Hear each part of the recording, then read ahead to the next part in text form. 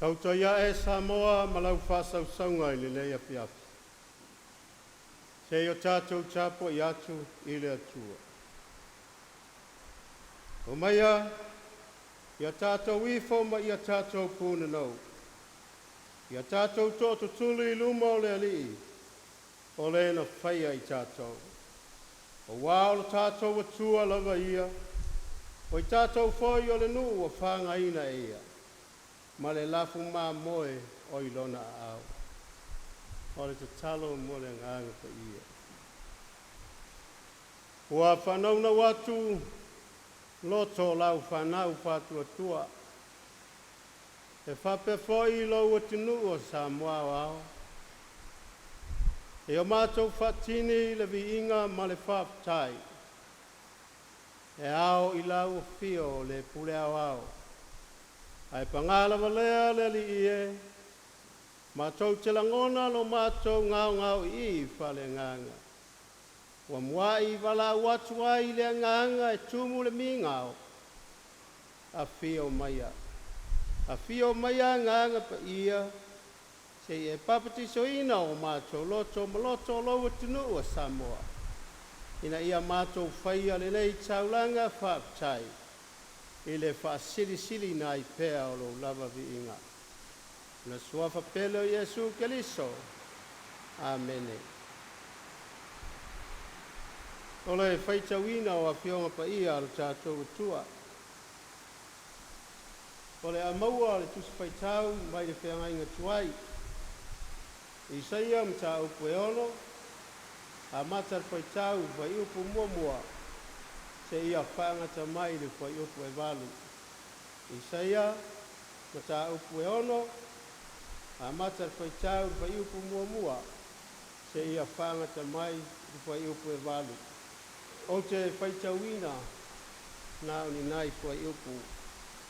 Whaafafonga maia, one sinei o a whionga pa ia aro tātou tua. Na lele mai ai lea ia te au o le tasi se rafi. Tailo na lima po I le maola, le malala ola. Na ia au mai le ia ofi o I lunga le pata whai taulanga. Na ia whapai mai ai I lo ngutu, ma whapea mai. Whauta, o whai atu le nei mea I au lau ngutu. Wa abe se ina ai lau a mio le anga. Wa whamangalo foi. Lauanga sala. Ona au whaalongo atu ai lea I le siu poponga o le alii, ua whapea mai. O ai ea o te au ina atu. O ai fo I alu atu mo I mātou. Ona au whapea atu ai lea. O au le nei, ina au ina atua. E talo lava I le nganga pa ia o le atua. Na te whamanino ma whamalama lama. E ala I lona whetalai mai, e ala I ana whionga pa ia.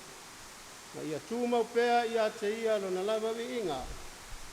Nei se ia o I le whaavavau lava. Amen. O le launga I le suafa ma malu o le atua le tamā, le atua le alo, ma le atua le nganga pa ia. Amen. O le maua se upu whale anganga e whai mata I ala I le nei afi.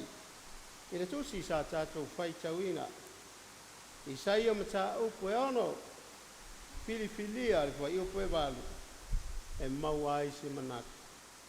Whaafafonga o te toi whai tauina.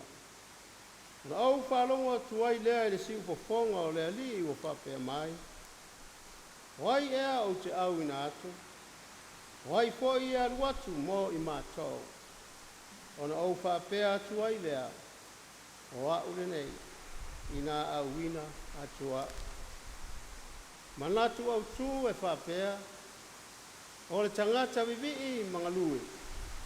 O le tangata e vivi mangalue. E manino le lei le filifilinga le atua. Mo le perfetta o Isaia. E whai ma ave fe au o le tala lele. Sa whai o ia, ma ave fe au e mamori le finangalo o le atua. o le winga o lona ingoa o la tanga Iova.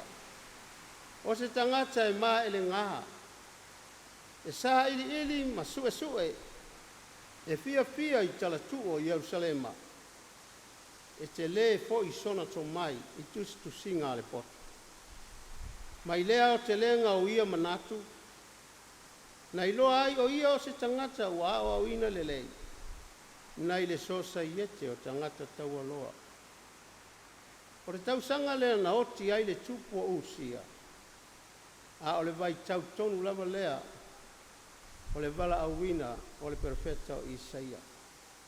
A o wha malu mai, le tupu o Asuria, malona malosi. E le whaingo fia ia Isaia lona vala awina, o le ngaruenga e tele whawhita auli, ai mai se le ola e lamati ai. E tūlanga ese le vala awina o Isaia, na vala awina i to tonu o le malu. Na ia vai ai o a fia o le atua i le nofo ali, e sili ma le maualunga. O ono pito ofu o tumu ai le malu. Sa tutu se rafi e lata ane. Sa ia i la tau, o apa au e ono ma apa au e lua. Na ia ufitia ai o na mata. O le lua foi na ufitia ai o na vai. A o le lua na ia lele ai. O le bala au foi e pa ia. E pa ia le ali o au. Ua tumu le lalolangi umai lona mamalu. E fōlinga mai o loo langi fetali ai. E whaatino e angelu le vi inga. Se i whaamanino mo whaapupula mata o Isaia e tusa male ngā luenga ua vala au inai. O le papai atu al malala ola i le ngutu al profeta o se whailonga ia suia le ngangana. Ia whaamamana ina foi le ngangana. Ua whaamangalo ina foi ana angsala. Ua whaatino e angelu le ngā luenga whaau auna. E whailoa atuai le mamalu whaale atua. E lima taita ina ai fe au. I le tala whaafata oto Yesu, o le matai na lausu i le tai au e saili, tangata e whainga luenga i lana whatoanga. Ai maua atu nisi, wana o le lau tutu, i manga ala i le tai au po. Wala au atu, o mai e ngā lulue. E whapena i le au oli, se ia o i le afi. O le mea lava e tasi. Ua nā o le feo ai solo. E pei o tangata ua le aise wha moe. A o le fesidi. Aisa ua whape ai. E tofu i tātou ma le tali. E mauti noa. E leo le fina ngalo leo le atua. Na whaia ai i tātou. Ina ia ola whaatala le. Ma wha sama noa. O ana mea lofa foa i fua, o le mana vaola ma le malos. O le poto ma le atamai, ma ngā whatianga ese. O le ola ma le malosi, o whailonga ia o loo iai le wha moe le lei o le atua, mo le tangata ola ia manuia. I oe sa moa ma lau wha fonga anga, i le nei afi. O se whaamanatu foi lea o le tala le lei. Ana le tali atu lava i Isaia o au le nei, i nā awina atua, se manue le le tu fesili pēa o le atua. Ai aisa lava ua le tōwhia ai e le atua se angelu. Mua, e le iloa e angelu le winga o le whatua tua.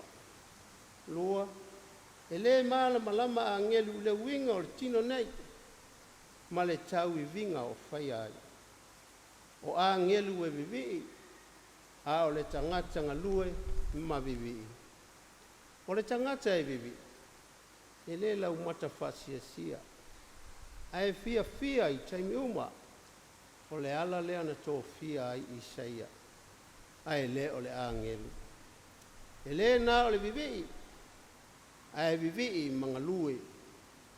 E le na o le ngalue fo, ai ngalu lue ma vivi.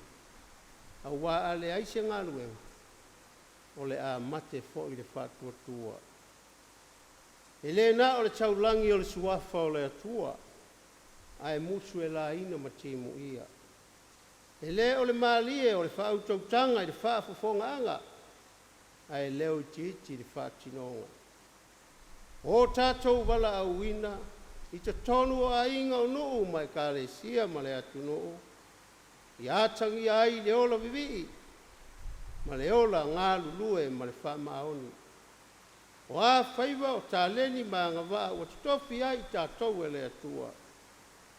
Ia whaia ma le loto mamā. Ia whaia ma le loto maulalo. E matua sili atu nesi, i laua ai whare tangata. Ia e manatu, e iai tangata, e maualunga atu i lo oe, ai nā tia se whataua.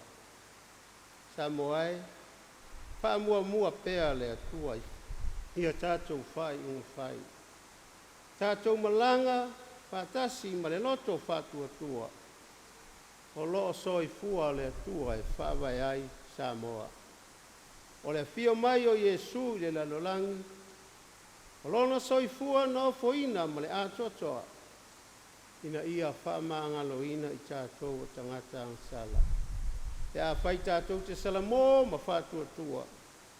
I lona maliu, ma lona toe tū manu malo na i leoti ma le tuonga mau. Ina ia whaola ina Samoa ma le lalolangi atoa. Wai ea o te au ina atu.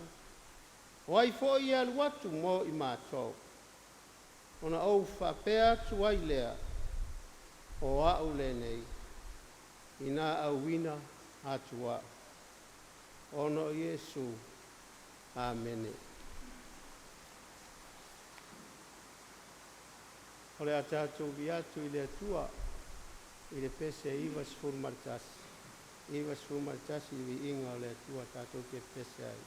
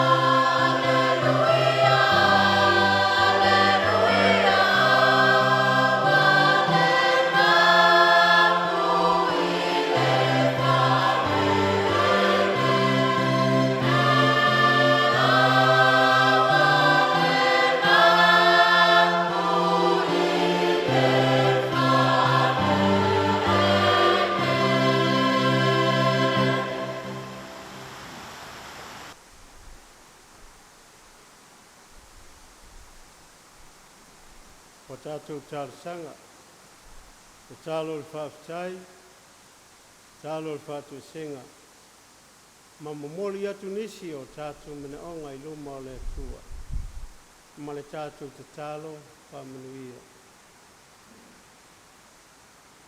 Le atua mamanae, o le atua lava la ua fio mai le amtanga o lava I le ngataanga o mea uma, o le atua mamalu, e siri ese, o le atua e pule awao, o lau pule lava lea ua afiai, o na mātou aulia le tau afiafi, o le nei asu. Pāwhetai le atua lo mātou tamaa. A wasa iai lo watunu o Samoa le malamalama wa tari mawai. Nai whiau mga luenga o whaiva ma tiute. O le tangata malana sa tinae. E tari tolu o mātou loto o ia la uma. E whaau o lava le maleu maleoti.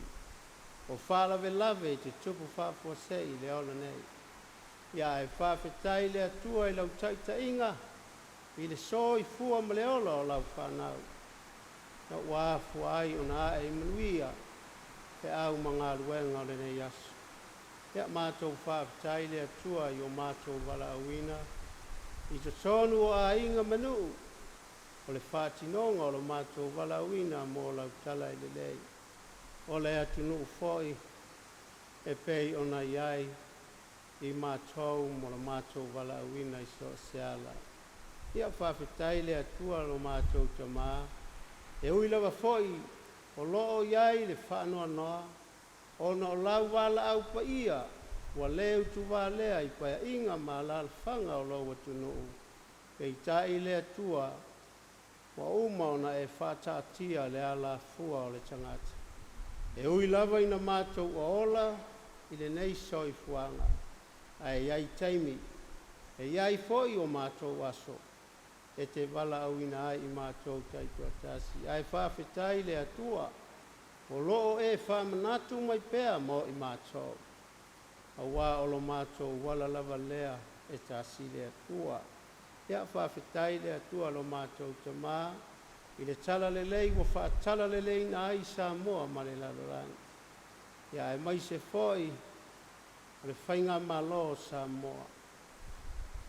Nai au na e o lo tu lai mai le foe whatau tai Samoa. Mo se manuia mo au tangata le ali ie.